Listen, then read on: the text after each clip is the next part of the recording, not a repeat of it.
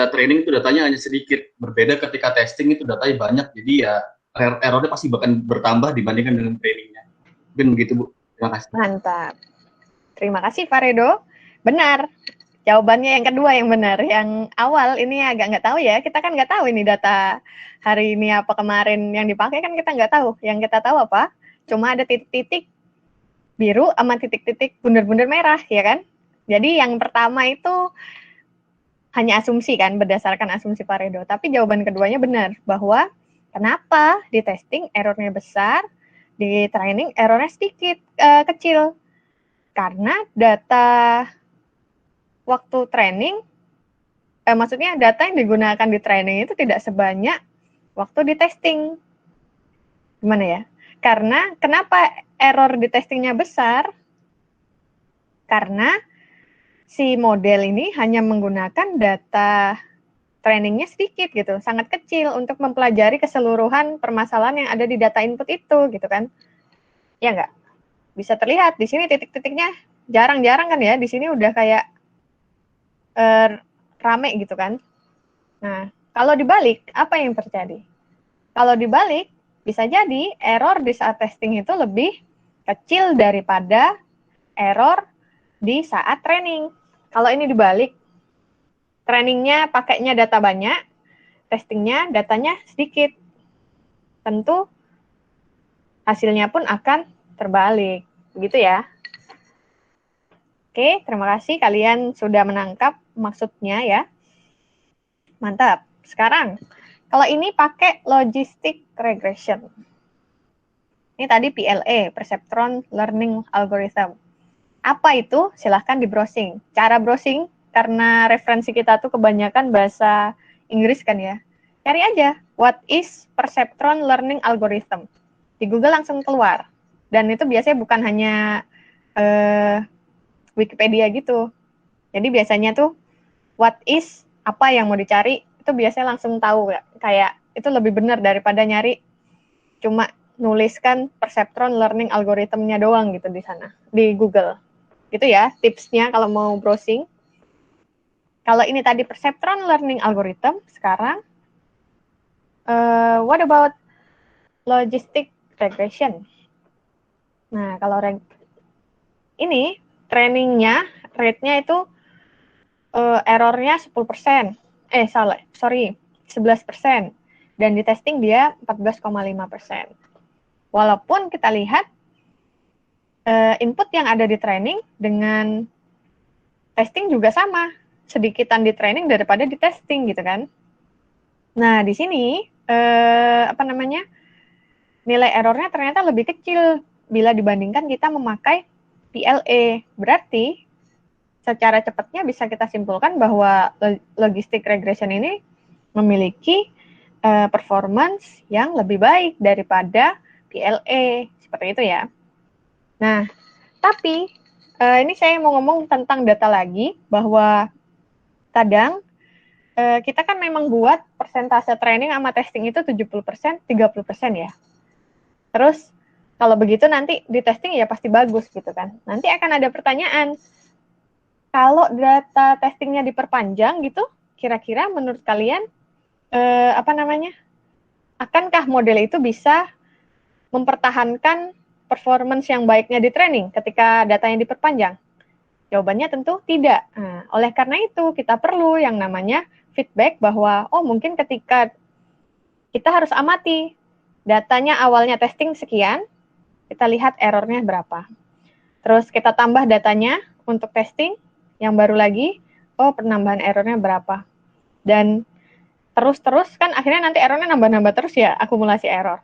Nah, operator ataupun desainer itu harus bisa tahu di benchmark error berapa si model ini harus di training ulang. Paham ya? Agar si model ketika di dalam aplikasi real time-nya nanti tetap bisa mempertahankan performance-nya itu gitu. Jadi kita harus tahu, kita harus punya sense ataupun hunch pada kurun waktu berapa lama nanti si model harus di training ulang gitu. Apakah model perlu di training ulang untuk mempertahankan performance-nya atau tidak. Nah, seperti itu ya, kira-kira gambarannya. Nah, ini adalah ini adalah salah satu contoh. Kalau yang tadi ada linear-linear, sekarang ini non-linear case.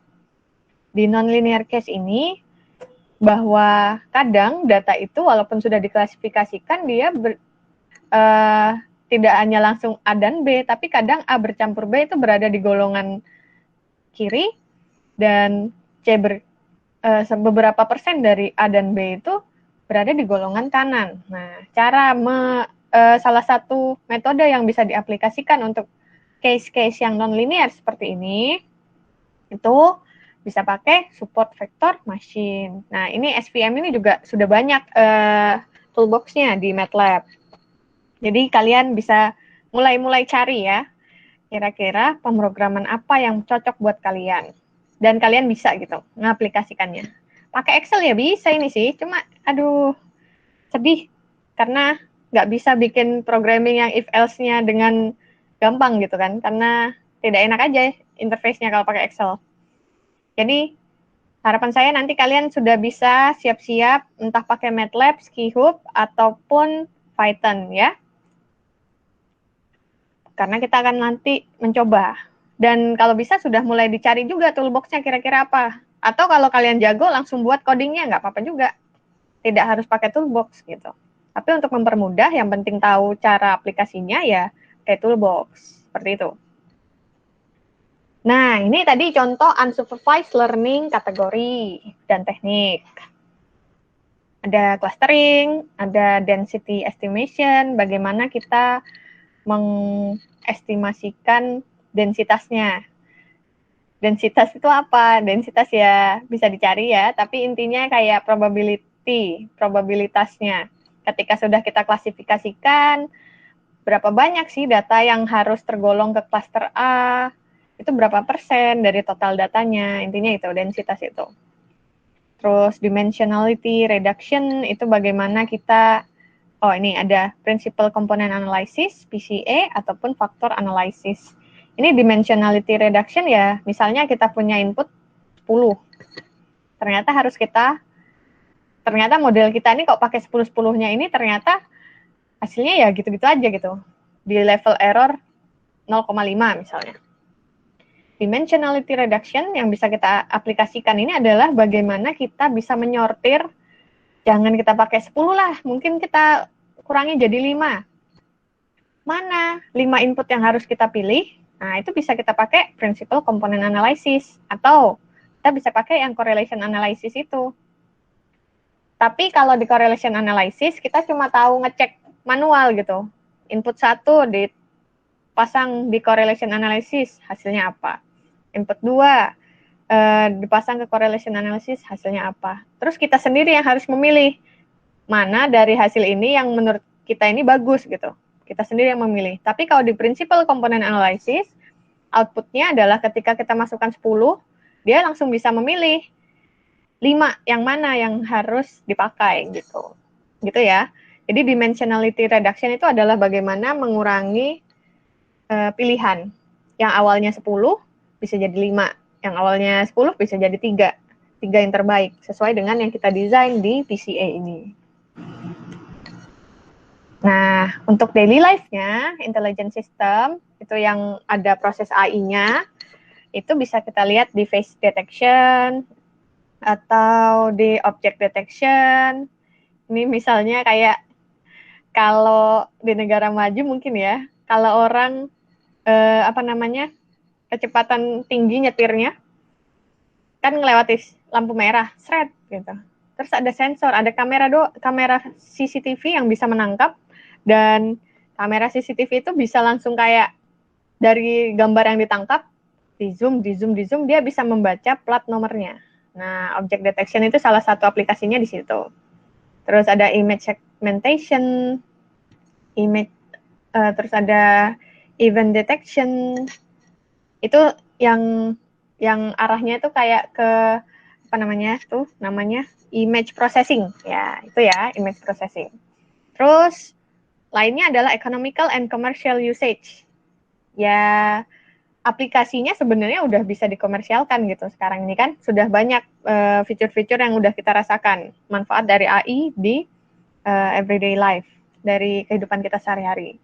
Terus kok ini, ada lagi beberapa aplikasinya adalah di post office, di kantor pos, bisa membedakan, bisa menyortir surat yang masuk itu secara otomatis. Tapi kayaknya kalau di pos Indonesia belum deh, kayaknya lah ya. Karena masih manusia kan yang menyortir gitu. Tapi kalau sudah yang kayak Amazon seperti itu, atau Alibaba yang perusahaan wholesale retailer yang besar, caranya mereka menyortir paket mana yang harus dikirim hari ini, itu ternyata sudah pakai robot, ya kan? Robot yang biasa kita pakai untuk perlombaan robot, kontes robot cerdas itu loh, yang biasanya ikutin suatu alur, dan dia harus bisa membawa benda gitu kan, dan mempertahankan kecepatannya, itu ternyata udah dipakai di Alibaba, di Amazon, untuk menyortir paket mana yang harus dikirim pada hari ini gitu. Terus ini di bank biasanya tanda tangannya sekarang sudah pakai fingerprint, itu salah satu contohnya. Terus kalau di telepon, di perusahaan telepon dan telekomunikasi ini ada klasifikasi nomor telepon, terus ada sudah voice recognition, sudah bisa tahu Hai Siri, yang kayak gitu kan. Terus dia bisa ngerekam apa yang kita omong. Terus atau yang pakai Halo Google itu, kita bisa langsung omong-omongan dengan telepon, dan HP kita ini bisa tahu, bisa mencarikan kita informasi apa dari input suara kita. Terus ya, seperti itulah kira-kiranya ya. Terus ini masih sama sebenarnya. Apa saja manfaat AI? Ini kalau di consumer marketing itu bisa jadi dia dengan menginputkan kartu kredit secara digital. Dia nggak tahu, Bank Mandiri sekarang kan masih sudah pakai fingerprint dan face recognition ya. Jadi dari situ kita jadi bisa mengurangi penipuan gitu kan. Karena kan kalau cuma pakai PIN yang 2 digit atau 4 digit, 8 digit gitu doang, asal kalau itu bocor nomor-nomornya kan orang gampang gitu ya untuk melakukan kejahatan. Tapi dengan adanya AI kita bisa jadi lebih aman gitu, karena semua itu authentication-nya harus dengan diri kita sendiri, dan itu bisa dari HP, bisa dari suara ataupun fingerprint seperti itu. Ya, ini salah lainnya lagi, ID cards. Terus dengan dulu sih kita pakai RFID kan, tinggal dibibip gitu kan. Tapi itu kan bisa dipindah tangankan kan kalau pakai RFID kayak gini.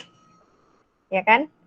Nah, ini bisa dipindah tangankan. Ayo absenin aku dong gitu kan. Ini ada bawa aja nih kartumu gitu. Tapi dengan adanya AI itu lebih aman, lebih secure, lebih aman dari kecurangan-kecurangan seperti itu, karena harus kitanya kan, nggak mungkin muka kita dipinjamkan ke teman kita kan buat absenkan gitu, kecuali di film-film detektif luar negeri ya, tapi itu masih nanti teknologinya ya, kita pasang plastisin di muka biar muka kita sama orang yang mau kita tiru tadi. Ya, ini untuk biometric identification, macam-macamnya, bisa pakai kamera saja sebagai input buat memasukkan datanya gitu, ataupun mikrofon, ataupun fingerprint device.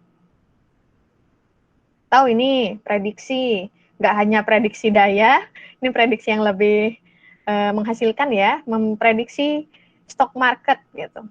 Kan modelnya gini, unpredictable.